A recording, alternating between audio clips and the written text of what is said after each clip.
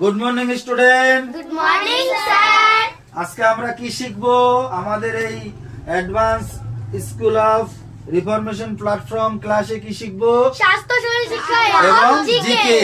হ্যাঁ, স্বাস্থ্য শরীর শিক্ষা এবং জিকে। ঠিক আছে স্টুডেন্ট, রেডি?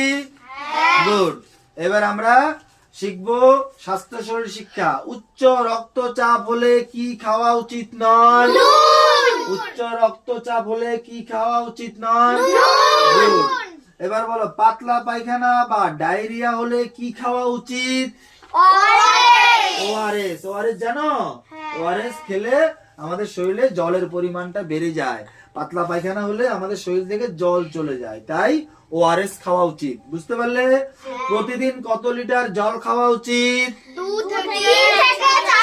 3 থেকে একসাথে সবাই কোরাসলি বলো, একসাথে সবাই বলো। এবার স্টুডেন্টরা বলো তো, দাঁতের একটি রোগের নাম? পায়োরিয়া। দাঁতের একটি রোগের নাম হলে কি হয় জানো? দাঁতের গোড়া থেকে একা একা রক্ত বের হয়। বুঝতে পারলা? পায়োরিয়া। প্রতিদিন কখন ঘুম থেকে ওঠা উচিত বলো? তাহলে শরীর ভালো থাকে। হ্যাঁ, নেক্সট আমরা এবার শিখবো জিকে। হ্যাঁ, বলো তো স্টুডেন্ট, মানব দেহে কয়টি হাড় আছে? গুড। আমাদের শরীরে সবচেয়ে ছোট হাড় কোথায় আছে? এই তো, গুড। সবচেয়ে ছোট হাড় কানে। বলো তো, একজন বড় মানুষ, আমাদের মতো একজন মানুষের কয়টি দাঁত